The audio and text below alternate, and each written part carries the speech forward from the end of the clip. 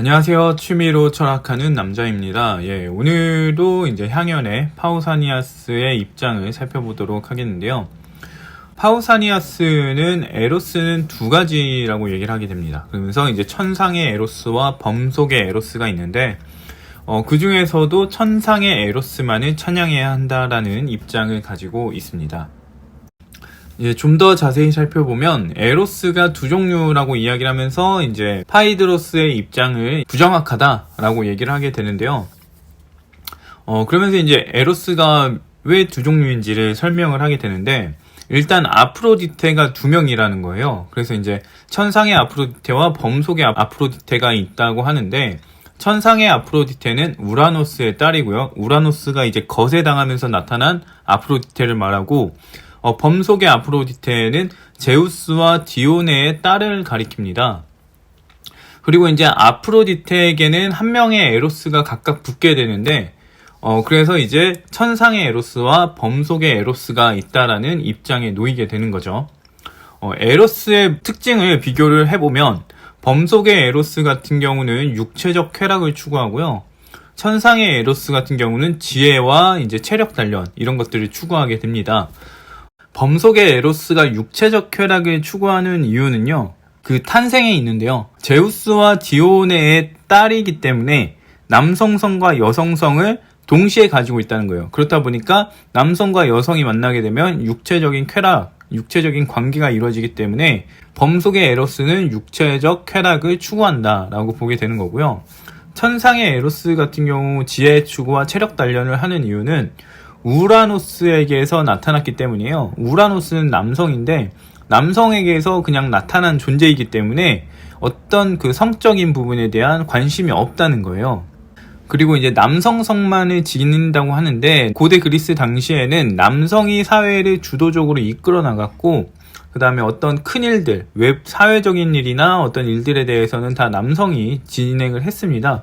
그렇다 보니까 이제 남성 중심으로 봤을 때 여성에게 관심을 갖지 않는다면은 지혜 추구를 하거나 체력 단련을 하거나 아니면 뭔가 통치를 하거나 이런 쪽으로 나아갈 수밖에 없는 거예요. 그렇기 때문에 남성성을 가진 에로스가 지혜 추구를 하고 체력 단련을 한다. 여성에 대한 관심이 없는 존재이기 때문에 그러하다라고 이제 파우사니아스는 이야기를 하고 있습니다. 그리고 범속의 에로스 같은 경우는 단순히 쾌락만 추구하기 때문에 가벼운 관계를 유지하는 반면에, 천상의 에로스 같은 경우는 지적인 정서적인 교류를 우선시하기 때문에 이제 진지한 관계가 유지가 된다라고 얘기를 합니다. 그래서 파우사니아스는 범속의 에로스는 규제해야 되고 천상의 에로스는 장려해야 한다라고 얘기를 하게 되는데요. 그러면서 현명한 사람들은 아름다운 사랑을 하려고 하기 때문에 스스로 사랑에 대한 규율을 가진다고 합니다. 왜냐면은 어떤 사람한테 자기가 시간과 노력을 투자해서 에너지를 굉장히 쏟았음에도 불구하고 그 상대와 아름다운 사랑을 할 수 없다면은 그거는 굉장히 비효율적인 것이 되잖아요.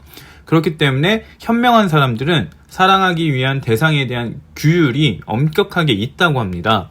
반면에 범속의 사랑을 하는 사람들 같은 경우는 단순히 쾌락을 추구하기 때문에 사랑에 대한 규율이 없습니다. 그리고 이런 사람들의 사랑이 우리가 사랑을 추하게 여기게 하는 계기가 되게 되죠. 그렇기 때문에 범속의 사람들에게는 이제 사랑을 함부로 하지 못하는, 쾌락을 추구하지 못하게 하는 규제가 필요하다라고 얘기를 하게 되는 겁니다. 그리고 이제 파우사니아스는 국가별로 어떻게 에로스를 규제하는지에 대한 얘기를 하게 되는데, 규제가 적절하지 못한 경우와 적절한 경우를 분류해서 얘기를 하게 됩니다.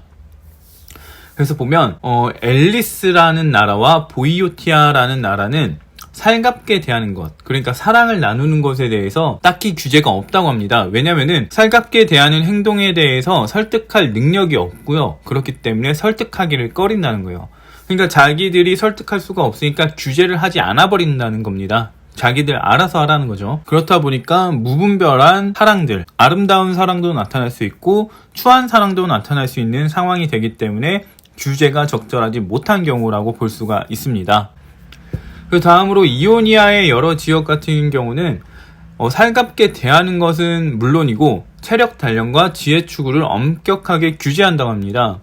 이걸 규제하는 이유는 뭐냐면 참주제 정체의 권력 유지를 위해서인 건데요. 서로 살갑게 대하고 체력 단련을 하고 지혜를 추구하게 되면은 자기 권력에 반발하는 세력이 생길 수 있다는 거예요. 그렇기 때문에 이런 것들을 규제를 한다. 이런 것들을 하면 추한 것으로 여기게 한다라는 얘기를 하게 됩니다. 이오니아의 지역들 같은 경우는 완전히 사랑을 억압하고 있는 상태죠. 그렇다 보니까 규제가 적절하지 못한 경우라고 분류가 되는 겁니다. 근데 아테네와 라케다이몬 같은 경우는 규제가 이제 적절하게 복잡하게 이루어진다고 합니다. 그래서 보면 사랑을 위한 행동을 용인을 하는데요. 이건 이제 사랑을 아름답게 여기는 경우로 볼 수가 있겠죠. 근데 그러면서도 이제 소년에 대한 무분별한 무절제한 사랑을 제재합니다. 즉 이제 사랑의 일정 부분은 추하게 여긴다는 거예요. 그래서 규제를 하고 있다는 거죠. 이 아테네와 라케다이몬 같은 경우는 사랑을 아름답게 여기는 경우가 있고 추하게 여기는 경우가 있는데, 아름답게 여기는 경우가 언제냐라고 해서 봤을 때 보면은 아름다운 에로스, 천상의 에로스에 따르는 경우라는 거예요. 그리고 범속의 에로스를 따르는 경우는 추한 경우다라고 얘기를 하게 됩니다.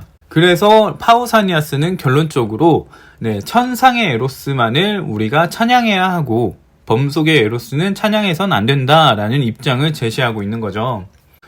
이제 파우사니아스가 에로스와 관련된 사족을 조금 얘기를 하게 되는데, 일단 추한 에로스를 구분하는 방법에 대한 얘기를 합니다. 그래서 방법은 두 가지로 이제 시간을 두고 지켜보는 거, 상대가 나에게 어떤 구애를 한다고 했을 때 그때 우리가 시간을 두고 지켜봐야 한다. 그래서 너무 빨리 연인을 선택해서는 안 된다라는 얘기를 하게 되고요. 그 다음에 사랑하는 목적을 살펴야 한다라고 합니다. 그래서 부나 명예, 권력 이런 것들을 위한다면은 추한 사랑에 해당이 된다, 이렇게 볼 수가 있습니다.